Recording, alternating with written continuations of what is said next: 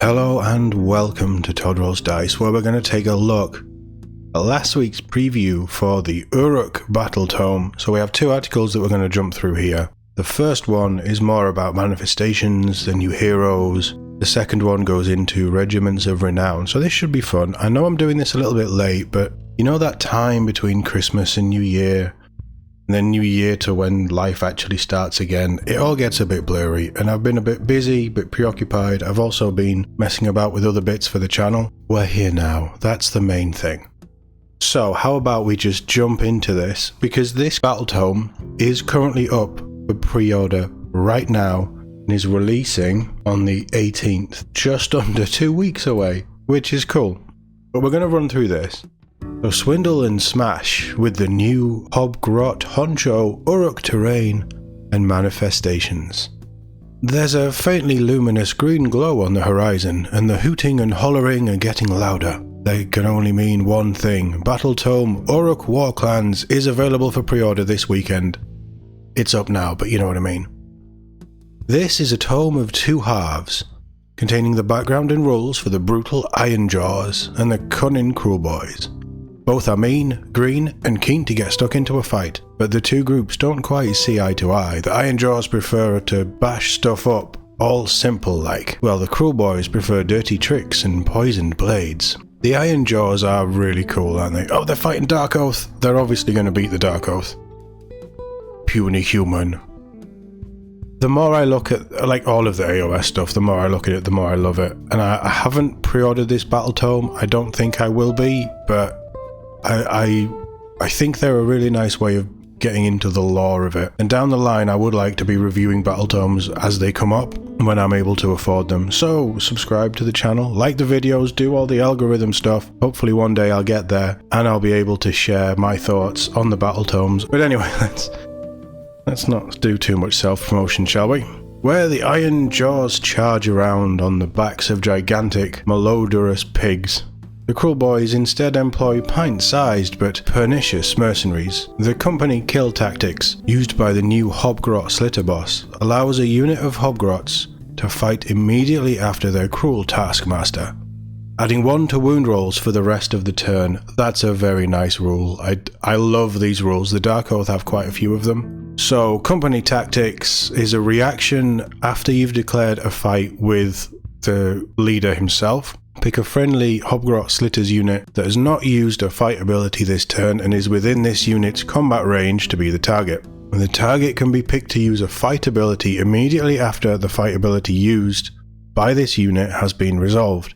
If it is picked to do so, add 1 to the wound rolls for the target's attacks for the rest of the turn. So Dark Oath have a very similar thing, but it's add 1 to the attacks characteristic, not the wound roll. So Dark Oath get more attacks, but Slittergrots get +1 to wound, which is arguably nicer. Yeah, that's very nice, very strong, and it fits their vibe, I think. Infamous Cruel Boys like Swamp Boss Scumdrek?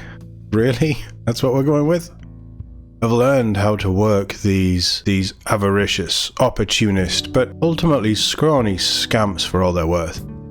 The legendary Beastmaster can choose 1 unit of Hobgrot Slitters during deployment and give them crit mortal on melee attacks, while also adding 1 extra to wound rolls against units he bets will be the first to fall. A hefty investment for such a fragile unit, but the Hobgrot Slitterboss lets you tweak the odds in your favour. How does that work then? So it's +1 to wound rolls, but you bet that... So are you saying that that unit of Slitter Boys will die first? So here's +1 to wound, so you hit hard. I mean, crit mortal's nice as well. Okay, so he's probably an auto-include. Both flavours of Orruk also now have faction terrain and endless spells. As the premier agents of destruction in the mortal realms, the Orruk Warclans are more used to flattening structures rather than building them, but the irresistible law of clambering up a tower and yelling at literal underlings has seen both Iron Jaws and Cruel Boys rush to set up boss rock towers and scare gob totems. These are really nice terrain as well. Just as a terrain feature, I like these quite a lot. As if possessed, by the aggressively bossy spirit of Gork himself, their words land with a sledgehammer impact that can either reduce control scores, casting and chanting rolls, or charge rolls. The mind-warping mists that coil around this Scaregob totem alter the perceptions of those under its sinister stare, helping dirty tricks go off without a hitch. If a hero climbs onto either, the efficiency of both of these increases, while a 4-up save and 12 wounds helps them weather ranged assaults. Okay. That's kinda cool. So the boss rock tower for the Iron Jaws. Declare a visible enemy unit within 18 inches of this terrain to be the target. Effect, roll the dice. Add 1 if it has a shouty boss. On a 4-up, pick one of the following conditions to apply.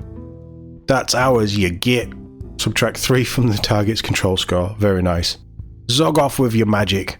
Subtract 1 from casting rolls and or chanting rolls for the target. That's quite nice. And oi! Hold it. Subtract 1 from a number of dice rolled when making charge rolls for the target to a minimum of 1. Lose a dice on a charge roll? Wow.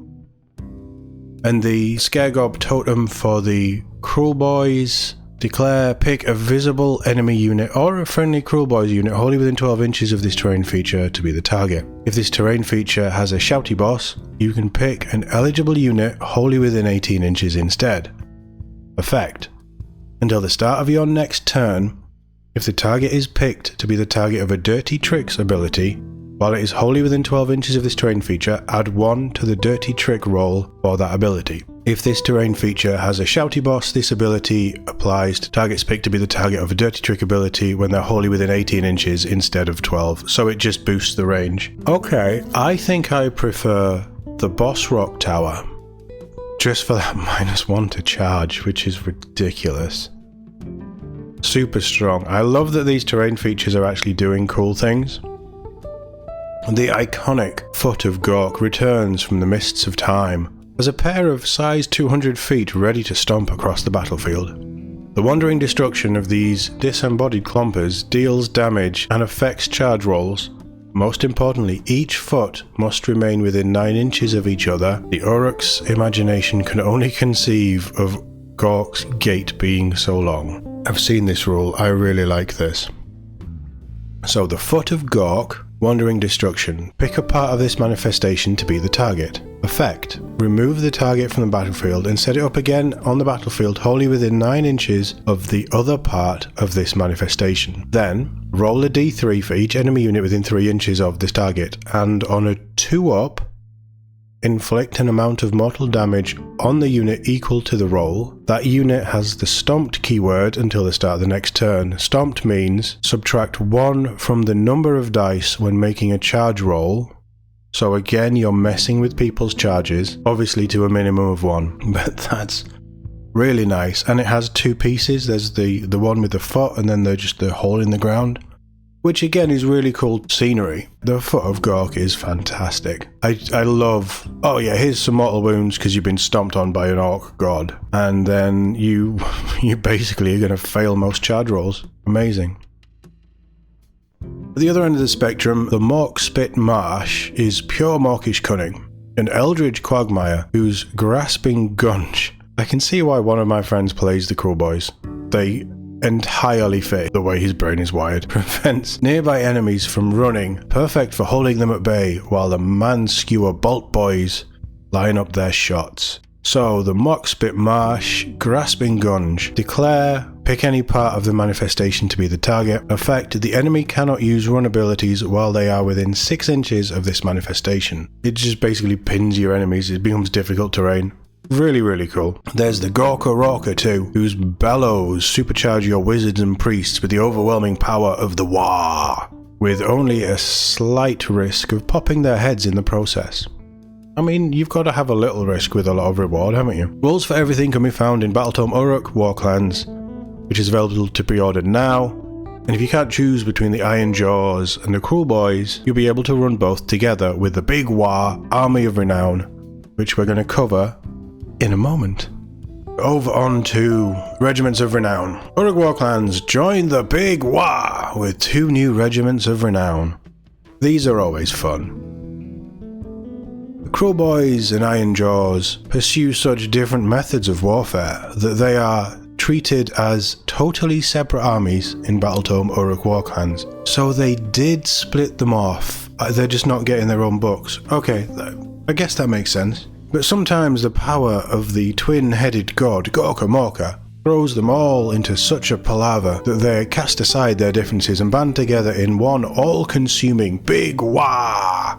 The sight of the Maw Crushers thumping into hapless foes as the corpse ripper vultures plunge from the skies is enough to terrify anyone in the mortal realms, as should the prospect of hard boys and gut rippers standing shoulder to shoulder in a crumping competition. That's what the Regiment of Renown should be called, a crumping competition. I love that. Oh yeah, Kragnos is part of them as well, isn't he? For some reason. No idea why. So this Army of Renown unites Ironjaws and Kruleboy units as long as you take an equal number of units for each.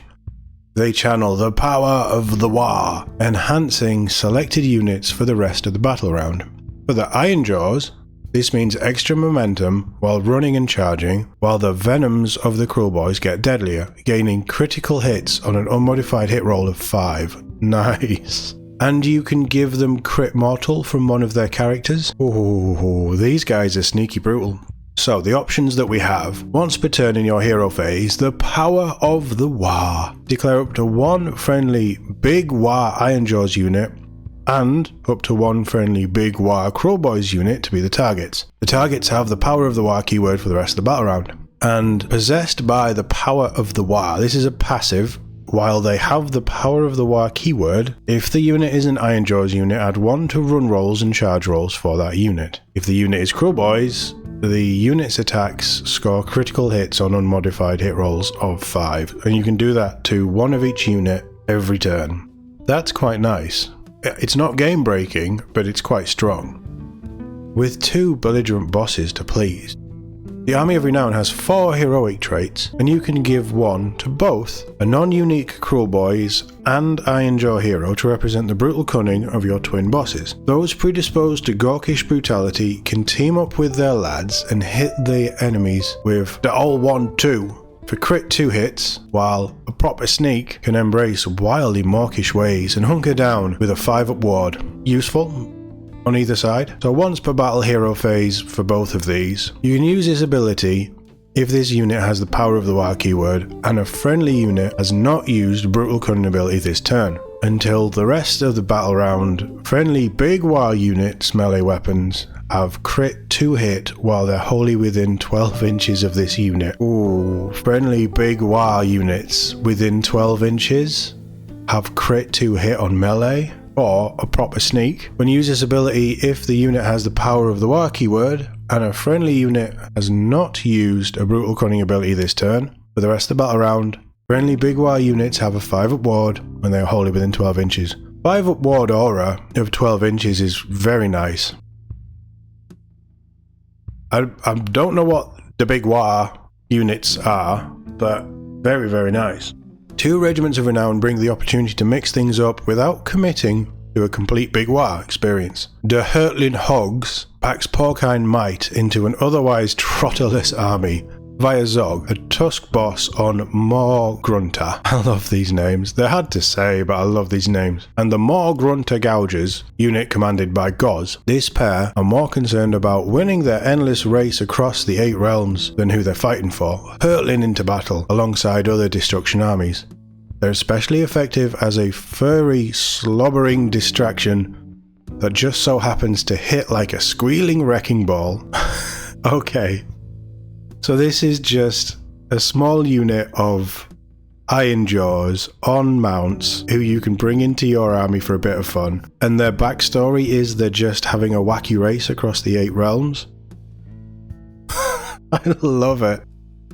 The Hurtling Hogs pull in ahead once per turn any combat phase. Pick a friendly unit in this Regiment of Renown that charged this turn and has not used any rampage abilities this turn to be the target. Effect. The target can move d6 inches, it must end that move in combat. Then, Add 1 to the target's momentum points. After this ability has been resolved, the target cannot use any other Rampage abilities for the rest of the turn. So Rampage must be something that the Iron Jaws get, unless I'm missing something, which is entirely possible. But that just seems like a fun little... I don't want to do Iron Jaws, I don't want to do Cruel Boys, but I want some pigs in my army. You can just bring in this Army of Renown, or Unit of Renown, whatever. Yeah, I like that, and they just seem fun. Oh, you could have a tournament, obviously a narrative tournament, where everybody's fighting in the Mortal Realms, and then you just have one player controls these guys, and he just runs across the battlefield up and down all the time, just causing havoc. Don't do it, it would never happen, and it would just annoy everybody else, but that's the kind of thing that I would love to see. It would be hilarious. Swamp Boss Scumdrek's infamy as overseer of the Merkvast menagerie has spread far and wide, and demand for the explosive aid of the counting crew is at an all-time high. Scumdrek needs only utter "bombs away, lads." Scumdrek sounds like a Necromunda character. Anyway, he needs only to utter "bombs away, lads," and his 2 accompanying units of Hobgrot Slitters will hurl their grenades. So this is a passive. Friendly units in this Regiment of Renown can use run abilities and still use shoot abilities later in the turn, while they are wholly within 12 inches of this Regiment of Renown's Swamp Boss Scumdrek. That's a fun little thing as well. What are the other destruction armies? It's just Iron Jaws and Cruel Boys now, isn't it? Because they got rid of Beastmen. They got rid of the other orcs for Old World. All of that stuff went to Old World. Unless you can use them in other stuff. It doesn't really say, but it is fun. Both of them are fun. I prefer just wacky racing with orcs. That sounds amazing. The people who write these Battletomes, I don't know, just the ones that I've seen, comparing them only to the 10th edition codexes, I think these AOS Battletomes are just more fun and they're more themey and they're just written with tongue-in-cheek rather than super deadly serious. I suppose that's the setting between 40k and AOS. One, you can be daft and stupid. Whereas Grimdark is kind of, you know, it's quite serious, being a Space Marine. Battletome Orruk Warclans contains 2 additional armies of renown, Zorgrok's Ironmongers and Merkvast Menagerie, in which Swamp Boss Scumdrek takes personal charge of his beastly battalion and is already available for pre-order. I think that these are just a bit of fun. I like these Regiments of Renown. I think they're a nice excuse to want to bring in... No, let's look at our pig boys. They're a nice excuse to want to bring in other units just for a bit of fun or to change things up, or if your army's lacking something but there's a theme of it, the cavalry doesn't fit, you could just have this stuff popping up. I like it. I like what I'm seeing. Like, as always, to be honest, with all these previews, even the 40k previews, I usually get into it, but every AOS thing I see, I just fall in love with the setting more. I don't know if that's good or bad, because I can't buy every Battletome, but I like this. I would like to pick up this Battletome. This is one of the reasons why I picked up the Stormcast Eternals Battletome over Christmas, because I'm probably never going to run an army in the near future, but I would like their lore and their rules. Same with Cities of Sigmar. I'd like to pick up the Skaven book as well. And just as stuff comes out, there is factions that I'm not interested in, but they still have so much charm. Each faction just there's something about it that is really, really cool. Really, really fun.